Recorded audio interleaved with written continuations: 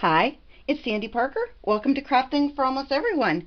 Well, I've had some requests from, I'm going to give you the names because I wanted to make sure that when you commented on the 500 subscriber video that I would give you credit for asking for a specific video. So Jennifer S. and Karen Crooked Fingers Crafts, loved her name, and Lisa Fisher, well, Lisa specifically asked for this video, but the other two asked for any videos that would do product comparisons that would help them.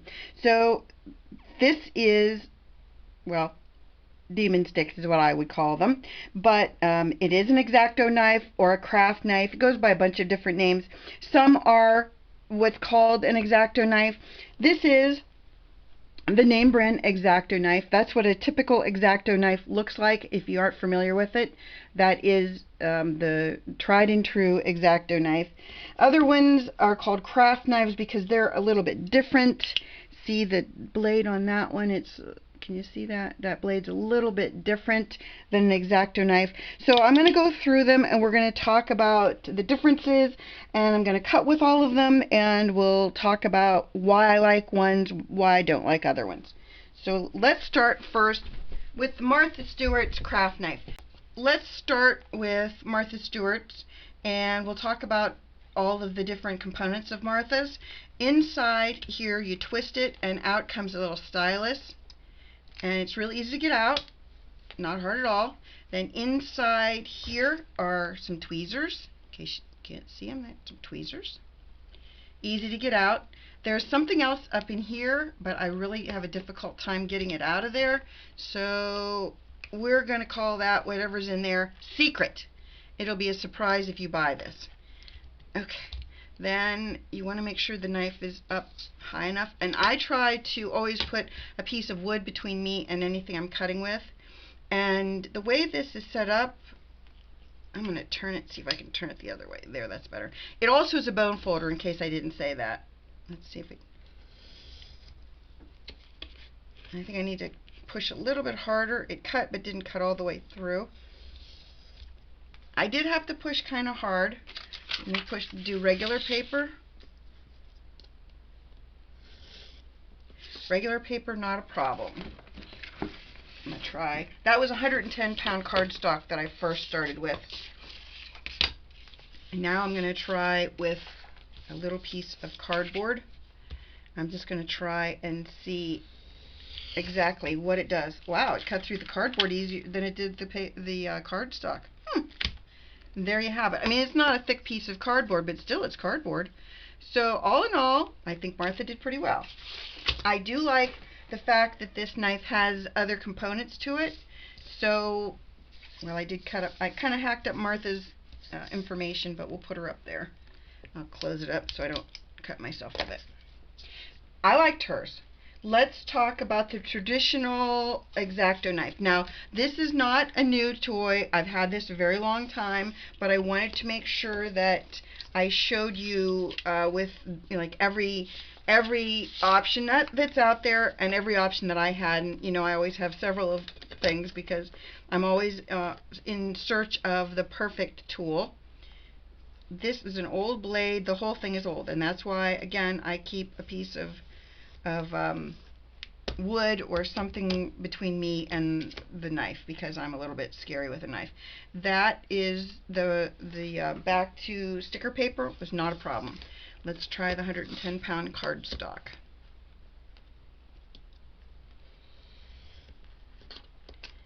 Well, that actually cut better than Martha Stewart. Maybe I wasn't pushing hard enough with Martha. Martha, I want to give you the benefit of the doubt because, you know, I'm always so mean about your punches. I just want to give you one little. Why, Martha? Why couldn't you just cut?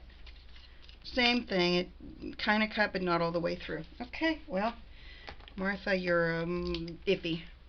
Okay, the X-Acto knife. Let's see. It cut through cardboard. We cut through cardstock. We cut through paper. Now let's cut through cardstock. Cardboard, not cardstock. Now Martha cut through this with no problem, but the X-Acto knife, that's weird, was completely the opposite. Maybe I pushed harder with Martha. Yeah, not a problem at all. I didn't push hard enough that time. So the Exacto knife did a great job. It's an old knife, but it did a good job. It's not, there's no frills, there's no, you know, it's just your basic knife. Now this was a knife that I even used on a video, and I talked about it, that I was going to get rid of it because I paid $1 for it on eBay, and it is really, really low grade. But I wanted to make sure I showed you, because in case one of you is on eBay and you go, oh look, they have an X-Acto knife that's only $1, I should get it. Yeah, well, I'm just here to tell you that's why we're going through this, so that you can see for yourself just what you're getting for $1. When I did it on one video, I'll show you this. I don't know if you can see that. The knife is so cheap that the blade bends. It's very nice. It's quality.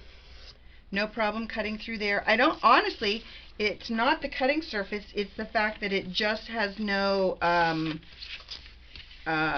stability. The blade, when I was using it on a project, the blade just bent all over the place.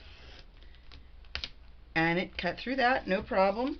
Like I said, it wasn't that it didn't work, it's just that it's just not, the blade itself is just not a good quality blade. And I want to make that clear. Okay, now when I'm trying to do this, the knife blade almost bent in half when I tried to do it. And I'm really pushing hard. So let's see. Oh, cut through there, no problem. Okay. So there's our generic $1 eBay knife. Put that right there. Honestly, it didn't work badly. It's just I had to push harder on that one, and the knife bent, the blade bent. Let's go with the Fiskars Teresa Collins edition craft knife. I bought this at Christmas time because I saw it on Joanne's website, and it looked like it was a really nice handle, and for me, I like a bigger handle. Oh, that was one thing about Martha Stewart. Her handle is nice to hold. But let's talk about this one. This is the Fiskars Teresa Collins edition. We're going to go through paper first. Whoop. Oh, that was the thing I wanted to tell you. I'm not sure on this, but it seems like, I don't know if I did or not, but it seems like maybe I broke the tip of the blade off or something. Anyway, when I try to use the tip, it sticks on the paper.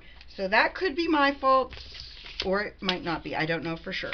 But I'm just telling you that so that you know why I just struggled with it. Because the rest of them all come down to a point. There, I'll put it side by side. Can you see how this one has a squared off point? I could have broken that tip off. You know, you just don't know with me. I do things that are not altogether smart. Now we're using it.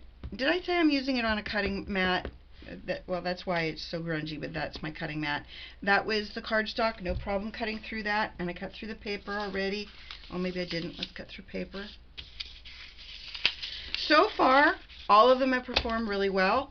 I don't see a problem with any of them. Some I had to push harder than others. So that's something that was fine. One cutting through that, no problem.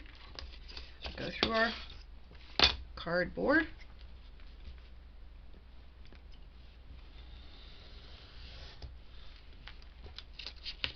Okay, cut that, no problem too. So that one is a nice, it wasn't that much money, and it is really sturdy, and I like that. Oh, I know what I wanted to tell you about this one. The lid, I don't know if I can get that closer to the, I'm going to put it against this. The lid has like, you see how this is open right here? When I put it in, it kind of makes that expand. I don't know if it's supposed to do that or not. Oh, maybe there's some extra blades in here. Let's unscrew it and see, because you never know. Sometimes they have them. Nope, just a screw. I was thinking that maybe when I put it in here one of these times, because of the way this goes in here so weird, I might have broken the tip of that off in there. I don't know. But there's a pretty good chance I might have done that. So we're not going to blame Fiskars or Teresa Collins for that little problem. I'd say that's probably a Sandy thing. The next one we're going to do is the Tim Holtz.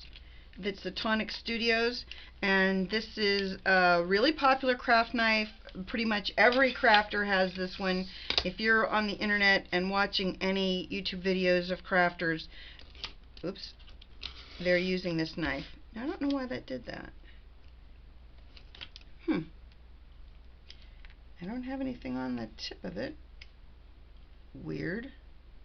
Let's try it again. I know I have the right side of the blade down. I'm gonna go to cardstock and see if that'll make a difference. This one, the rubber on it is kind of squishy, which is nice, and it is a little bit thicker in my hand. This one didn't really do that well on the cardstock. Let me do it again. Better that time. Let me try the cardboard.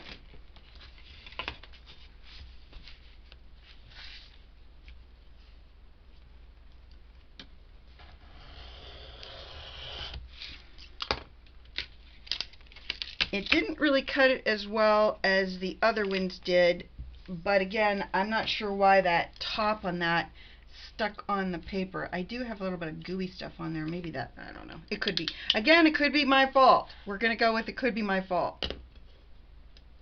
Then our last one that we're going to get, now this one is from Prima Marketing. I bought this one specifically for this product comparison. I was on the internet looking for anybody who would tell me what was the best craft knife to use. And one YouTuber said that this Prima Marketing craft knife was a really great knife. Now this is one, okay, let me figure out how to get the, oh, I remember. I have to like pull. There is the one that I was telling you about. It had different blades. I'm going to put those down so you can see different shaped blades. I think that's nice, but to be honest, my generic one came with other blades as well. All as bendy as the, as the one that's on it now. But anyway, I think that's nice, and I like it that they're in the bottom of this. So I do like that aspect, and the top of it unscrews. I'm not sure what the purpose of that is, but maybe that's how you get the knife out. I haven't tried to take the knife out, so I don't know. I like the way this handle is made. It's kind of, it just fits my hand a little bit differently. It gives you a more stable feel because of these indentations, I'll call them. I don't know. So let's go with paper first.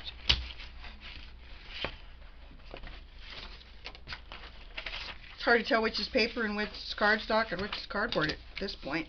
Okay. I'm going to hold it like this, which is a little bit different, but it really feels better than the other ones. I can see why this lady liked this one. And this is the first time I've used it. So this isn't like I knew the last one was going to be the greatest one. I had no idea which one. I personally thought that the Fiskars Teresa Collins one that I bought at Christmas, I really did like that one, and I thought that would be the one that I would absolutely love the way it felt in my hand and blah blah blah. That's the one I thought was going to be the winner. Wow. I mean, that was like butter. I didn't even have to push that hard. Cardboard.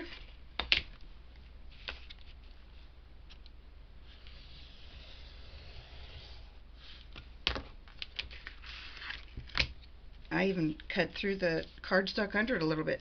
No problem with the cardboard either. So let's go, let's kind of talk through them. The Prima Marketing, I want to tell you this first. It has this lid that I kind of struggle with the lid a little bit. Not that it's not impossible, but it's a tight fit, and so I'm just showing you. It's not easy to pull on and off, but it's doable. So if you have weakness in one side, that cap might be problematic because you got to hold onto it with the other hand. But the way this indentation goes, you can put your index finger there to really hold on to it. But it is, I mean, I just want to tell you that that's not easy to pull on and off, and this is not easy to pull on and off. So those are two considerations for this one. Other than that, I absolutely love the Prima Marketing craft knife. It was so easy to cut with, and I felt, of all of them, I really felt like I had a really good grip on it, and I felt confident, which is weird, but you know, when you're dealing with craft knives or X-Acto knives, demon sticks, you know what I'm talking about. Sometimes you just are a little bit worried that you're going to slip and cut your arm off, or I don't know. It's just worrisome. So my final recommendation is this. If you can use if you can take the lid off of this one, then I would recommend the Prima. But if you have any kind of issues with maybe one side being weaker than the other, or not having use of one side of your body, then I probably would go with the Martha Stewart. And the reasons are these. The knife blade is easy to get in and out on the Martha Stewart. It has this nice feel that you can really hold on to it well. It's got other bells and whistles which you may or may not like, but it's nice. Here's something else. If you don't like the way the handle is positioned, like let's say you're left-handed and you don't want this to be pointed in that direction, all you have to do is turn it and it clips back in and it'll go the other way. So it's not, maybe that's a lie. Hold on. No, that's true. You can make it go either way, so it'll work for you. So if you were worried about that pointy thing getting in your way, it shouldn't be a problem because you can just turn the handle the other direction. And the knife, easy to get in and out. Okay, so I hope that helped you with making a decision on which craft knife will be beneficial for you. And Lisa, I hope that answered your questions. And please give this a thumbs up. Tell your friends on social media about my channel. I really appreciate it. And thanks for watching. Bye-bye.